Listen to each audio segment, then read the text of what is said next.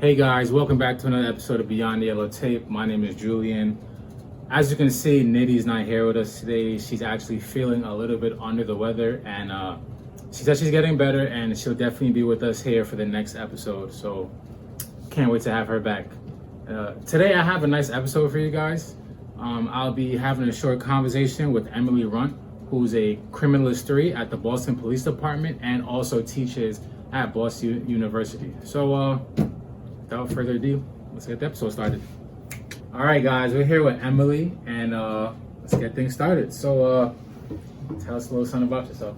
Yeah, my name is Emily Runt, and I've been working at the Boston Police Crime Lab about 15 years, and I'm pretty much in the trace evidence section. So we look at hairs, fibers, paint, tape, and primer gunshot residue.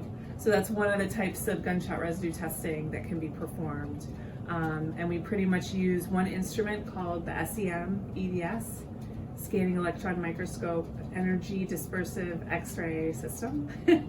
And yeah, it is a mouthful, a lot of acronyms. So yeah, that's pretty much, as far as the lab, we've been doing the P.G.S.R testing for about 3.5 years. But the science has been around, I want to say at least since the 70s. As far as like using the S.E.M to analyze P.G.S.R, so it's not a new thing. So I guess being in trace, well, I guess trace in itself is, for like people who may not know, is pretty much minute details about evidence, pretty much. Yeah. So trace evidence is always what we call like the small stuff, Okay. and it's typically like the chemistry side. So like DNA, serology, blood testing, that's the biology side. Right. And then trace is like chemistry. So we use a lot of analytical instruments, microscopes, things like that to look at like the chemical composition of evidence. Gotcha. Okay. So what is P.G.S.R or P.G.S.R in a term, I guess? Yeah. So gunshot residue is P.G.S.R, and it's basically anything. So when you fire a gun, the hammer, whatever type of gun you have, the hammer comes down onto the bullet, Right. and on the back of the bullet there is a primer cap. Okay. And then that primer cap ignites the gunpowder that's in the bullet. So primer ignites, gunpowder ignites, and it pushes that bullet out of the cartridge case, through the barrel, and out the gun. Okay. So when the whole explosion, if you will, happens, it happens inside of that gun, and some of it will come out of the ejection port, the back of the gun, the barrel of the gun. Really, any area that it can come out, it'll come out. If it's going to come out at all. Sometimes, depending on the ammunition or the gun, it may not come out as much as other guns. So in the bullet, I guess the bullet itself is just that small piece at the top. Projectile, yeah. Projectile, and the whole thing people usually see, like in movies when someone's like loading up a clip, is the whole cartridge itself. Yes. And that whole cartridge, I guess minus the bullet itself, is full with gunpowder? Gunpowder, and then there's a little cap that's actually full of something else. Okay. It's called synoxide. It's typically what we use in America. Synoxide primer, and that primer cap causes the initial explosion, because gunpowder itself is pretty, I don't know what the right word is, but it's not like just gonna like go up in flames. Right. You need to ignite it. Okay. So that primer cap ignites the gunpowder, and then the gunpowder blows up and pushes that bullet out. So that primer cap, it's typically 3 components: lead stiffnate, barium sulfate, and antimony sulfide. So that lead stiffnate is kind of... Are those 3 in the cap, or are those 3 gunpowder itself? Cap, in Okay. the cap. And then the gunpowder is typically a lot of similar components. But when we do the testing here at the lab, we're always looking for those primer ingredients. Okay. So if you look at like the back of a bullet, that primer cap is really small. Right. So there's just not a lot of it there, which can, it kind of adds to, the significance of the evidence when you do find it. Okay, that makes sense. That makes sense. So I guess the P in the GSR is the primer gunshot residue. Yeah. Okay. There's other tests that can be done in the lab, like distance determination, and that looks for like the gunpowder part of the bullet. So distance determination is when you actually look at the target. So, you know, if someone gets shot, if we look at their clothing, from the pattern of those gunshot residues, you can actually determine how far away the gun was from the victim. But that's looking at like nitrates and lead as well from the actual gunpowder, not necessarily the primer count. Oh, so you'd be looking for different chemicals. Yeah. Based on, I guess, suspect versus victim. Yeah. So suspect, you'd be looking for P.G.S.R, while victim, you're looking for more gunpowder itself. Yes, exactly. Gotcha. Exactly. But, you know, and we'll talk about it, but basically having that primer GSR on you just means you were around the gun when it was fired. Okay. It doesn't always pinpoint you as being the shooter or someone else as being the shooter. It just means that you were in the vicinity when it went off. Okay. So if I fired a gun, you may have the primer on you, even though you didn't fire If I'm the close gun. enough If to you're you. close enough, Gotcha. yeah. And this is coming out of the barrel along with the gun, like some, I guess, unused gunpowder? Unburnt gunpowder? And then it also comes back. So like the ejection port where the cartridge case, like in a semi-automatic, the cartridge case comes out the side. That's called the ejection port. Like in the movie when they're shooting, you see all So if you took a slow-mo video of a gun going off, you can see the powder, you know, these, it's called the plume, the GSR plume. Of smoke, kind of. Plume of smoke, and it comes back onto the shooter, but it also goes forward. It pretty much creates this whole cloud around the gun. So some of it will just fall to the ground. If you're outside, if it's windy, it could just all blow away. If it's raining, if you're in a closed quarters, a lot of these kind of environmental factors can affect how much or how little is deposited. Gotcha. Okay, so with the P.G.S.R, is there an acceptable time frame to collect, or does it not matter? So it depends. When we're collecting from a person, so a possible shooter, we have a 4-hour collection window from when the gun was fired, the incident, to when we want to collect. So that's based on studies that we've performed here in the lab and throughout the country. It's pretty much a standard. So as time goes on, people wash their hands, people like rub their hands, you know, they can take off clothing, and basically all of that handling and movement, the GSR particles, though they are solid particles, they kind of just fall away. They're very fragile. Oh, so you're actually, I guess, in the instrument that the S.E.M, E.D.S.R? S.E.M, E.D.S, yeah. E.D.S, you're actually looking for physical particles. Yes. Okay. So that plume of smoke that comes out of the gun with the possible primer residue in it, it falls onto your hands or clothing, and it's those particles that we try to collect and look for on the instrument. Yeah. Where, I guess, so you have a 4-hour window. And that's just for hands. So then, you know, if let's say the shooter's wearing a long sleeve shirt or a jacket, it could stick to their clothing. Now clothing, it could stick there forever. It really just depends on your clothing, if you've washed it. So when we're collecting evidence for a case and we stub someone's hand, we always will collect their clothing too, because if the hands are negative, we may still test the clothing to see if there's GSR on the clothing. Why does it last longer on clothing as opposed to, I guess, your regular hands? So just because it'll stick in that clothing, it'll just kind of get stuck there. Oh, like between the fibers? And Exactly. Okay. The only issue that could come up in court is that, you know, it being in your clothing doesn't mean it's from a specific incident. You know, it could be from another incident where a fire was discharged.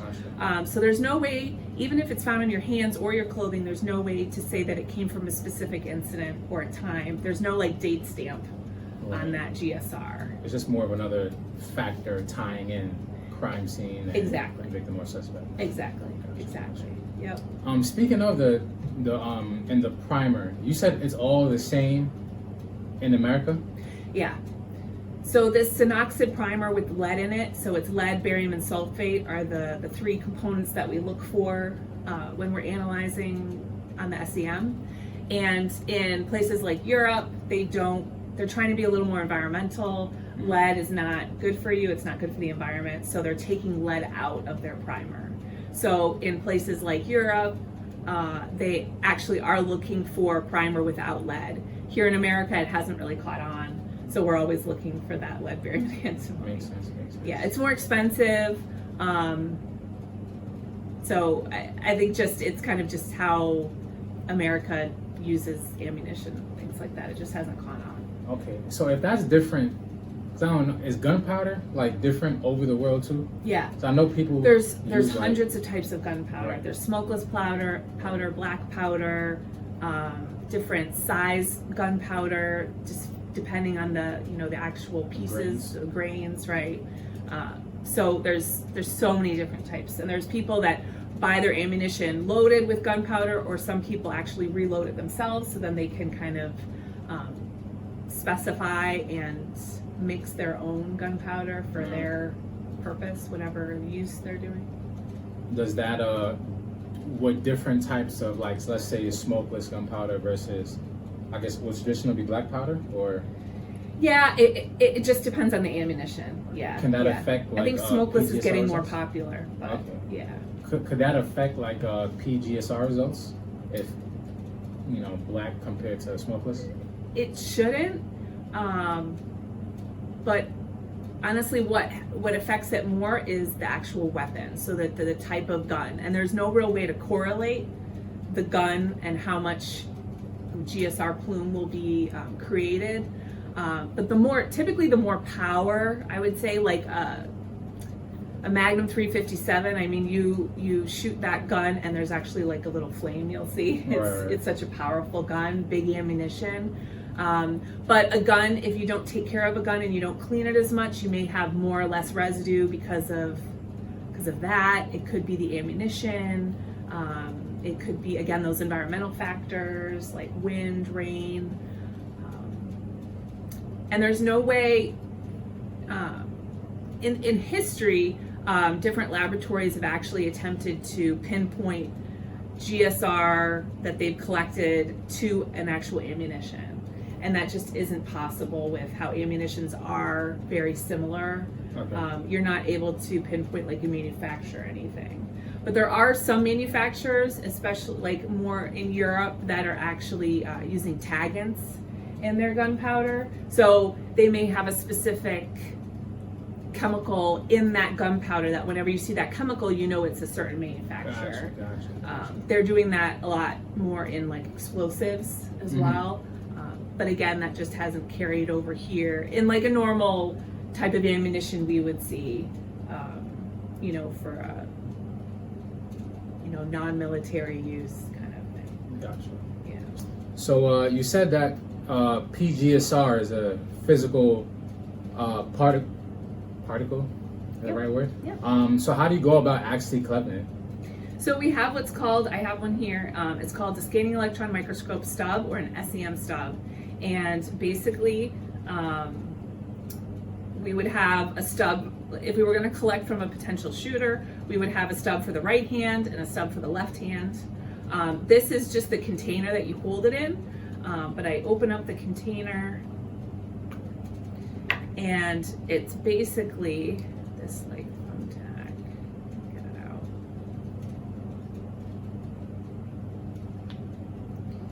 So it's this little thumbtack. This is what goes into our instrument. But the top of the thumbtack has this carbon tape. So it's black, sticky surface.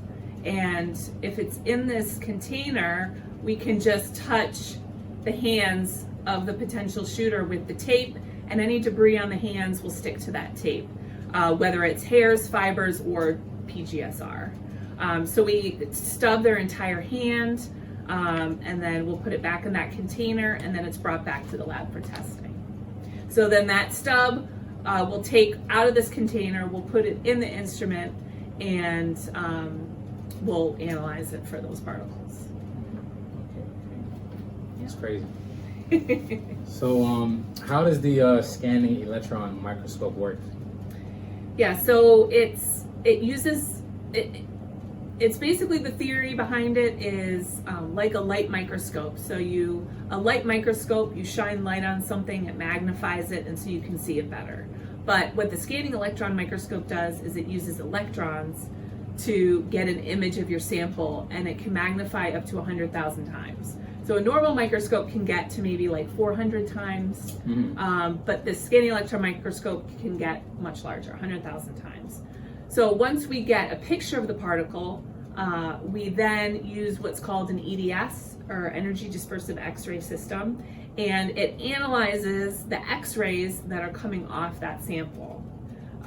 So you're sending electron beam onto the stub, and that electron beam is interacting with your samples, and there's actually X-rays that are jumping off the sample. Those X-rays are unique to the elements in the particle. So if they're like the element, like the periodic table of elements. Right. So if there's lead, barium, and antimony, aluminum, copper, iron, all different types of elements that you may find in a particle. But again, that lead, barium, and antimony is what we require, as well as the shape. It needs to have kind of a molten spherical shape. It's not a jagged or cubic shape. The particle itself? Yeah. So a characteristic P.G.S.R particle has to be spherical or molten-like, as well as contain lead, barium, and antimony, all three. And that's what's called a characteristic particle. Some labs in America, they may call something a consistent particle. So if it didn't have lead, they may still report it as a consistent particle. But here at Boston Police, we require all three elements to call something a GSR particle. Okay, so let me make sure I got all that down packed. So Yeah. The scanning electron microscope is like is like shooting electrons at the sample. Yep. And Yes. those electrons are, for lack of a better word, sticking to the particles, Yep. all the different types of particles, and as it interacts with those particles, it gives off some type of energy, which Yes. is in the form of an X-ray. Yes. So some of the energy that's coming off is electrons, which is how we get the image. Right, okay. And then some of the energy is coming off as X-rays. So there's electrons popping off, and then there's X-rays coming off, and electrons coming off makes your image. X-rays coming off gives you your elemental analysis. Gotcha. So which it comes in the form of peaks, and those peaks are unique to each element. So we can just scan those peaks and say, okay, there's these several elements in that particle. Oh, like a IR kind of, like Yeah. a FTR or Yeah, something like that? Yep. It just Alright. looks different. Right. Yeah, but similar kind of peaks and valleys. Okay, that makes sense. Yeah. I could wrap my head around that. It's a lot. No, that's fine. So, well, what else would you use that S.E.M for? Like any other? So type of trace things? evidence, we use it a lot. So we can use it for paint analysis. So anything that we want to get a enlarged picture and elemental composition. So paint analysis, especially with car paint, you're going to have multiple layers of paint on a sample because a car is painted with multiple layers of paint, so that we can use the S.E.M to get a really nice magnified image of each layer, and then we can pinpoint our electron beam to each layer to get elemental composition of each layer. We can also use it on So is that being used in like, I guess, like hit and runs? If someone like swipes somebody, something like that? Exactly. Prove. Okay. Exactly. And we can use it for glass samples, tape. Different types of tape will have different sort of elemental composition.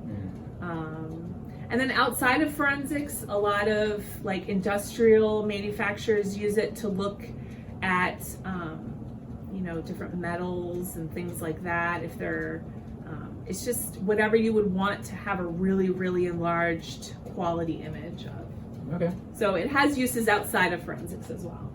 Yeah. Fair enough. Is there any downside of using P.G.S.R in court? Like, do anyone make any complaints about it? Complaints, I wouldn't say complaints, but there's kind of, when you have P.G.S.R on a sample, like, so let's say I stub some clothing and there's P.G.S.R on that clothing. So in our laboratory, and a lot of laboratories throughout the US, we require a minimum of 3 particles to say something's positive. And that's just because there could be contamination, transient P.G.S.R, wherever you are. So in order to have a positive result, we have to have 3 or more particles. So when I come to court and I would testify, having GSR on you, again, doesn't mean that you actually fired the weapon. It just means that you were in the vicinity of a firearm when it went off, or that you touched something and it transferred onto you. Gotcha. So, again, that's just defense and prosecution can kind of play off each other on that. So let's say the suspected shooter had a positive result. The defense attorney could say, well, they were standing next to the shooter or they touched something with it on it. But on the other side of that, you could have someone fire a weapon and there's just no PGSR deposited on them, so they could be negative for GSR, even though they may have actually fired the weapon. Right. So just because you have and don't have it doesn't necessarily, it's not like the smoking gun, I guess. Right. It's not the end all be all. Yeah. But it can, like you said earlier, it can add to a case. So, it's kind of just one of the building blocks and evidence that we try to build to prove or disprove a theory of a case. How do you, report that? Are you PGSR units? Like, how would you report that? It's just number of particles. But in our report, we do say all the reasons why they may have GSR on them, and then all the reasons why they may not have GSR on them. So we do kind of have it's kind of a paragraph, result, conclusion statement, so that we're not misleading anybody by saying they're positive for GSR, they fired this weapon and no other weapon, and we don't want to be misleading. So what is a number of particles that may hint towards this person firing the gun or being extremely close? There isn't one. There isn't one? There is not one. So our system here, we only collect a maximum of 15 particles per sample, because since we need 3 or more, we don't really need to know if there's 1,000 particles. True. It's hard to say, because we have had people we know that they've fired the weapon and there's no PGSR on them. And we've also done studies here in the lab where people have not fired weapons, they've just touched weapons and they've had it on them. So yeah, there's no minimum. It's kind of like fingerprints where, a lot of times they're like, well, how many characteristics do you need to say it's this person? And there's no minimum points. It's just if it's positive or negative. Gotcha. Yeah. Earlier we were saying that the components had to be rounded. Why is that? So the whole explosion that happens, basically you start with the solid primer particles, that gunpowder. It explodes and it actually vaporizes. And then it kind of, as it cools, it comes back together and kind of makes a particle. So that coming back together, it sometimes can look just really bumpy, but it's never jagged. It doesn't look like a broken piece of glass. It's always kind of that molten look because of that vaporization and that heating and then cooling. So basically, as that explosion occurs, you have lead, barium, and antimony in that initial explosion. You don't necessarily know how it's going to come back together. Right. So you could have a lot of particles that are just lead and barium, or lead and antimony, or barium and antimony. But, most times, if there is actual primer, it would come back together with all 3. Gotcha. Yeah, but it's not a predictable explosion. So, and again, because of those environmental factors, you're not sure exactly how it's going to come back together and how many particles will be created. Last nonsense question, because now I just thought of this just now. Yeah. So I know you said that with the S.E.M. and then the X-ray diffuse. X-ray energy dispersive X-ray system. Got you. Yeah. Now, E.D.S. It's gonna sound dumb, but I feel like every time I go to the airport and I go through the thing, the X-ray, they always tap me down. Now, is that because I work in a lab, and does that happen to you because you work in a lab? No, so the X-ray machine they're doing is different than what we do. It's a different X-ray.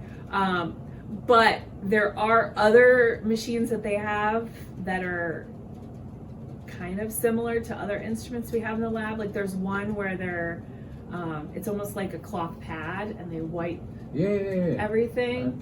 That is like a type of mass spectrometry. So they are looking, it's not the S.E.M at all, but it is another tool in the forensic lab where they're basically using some sort of chemical analysis instrument to see if there's like explosives on you and stuff. And like that's happened to me all the time, and I don't know what the rhyme or reason is behind why they do it, but yeah. Well, I would like to thank you for coming and joining me for this episode of Beyond the Yellow Tape. Yeah. Thank you for having me. Cool. I appreciate you enlightening us about P.G.S.R. Yeah. A lot of tidbits that people could use in real life. Yeah. Or, oh, that sounded bad. Not use in real life. Don't do things like that. Sorry. That sounded crazy. Yeah, that was cool. Yeah. Yeah. Guys at home, don't forget to like, share, and subscribe, and we will see you next time. Peace.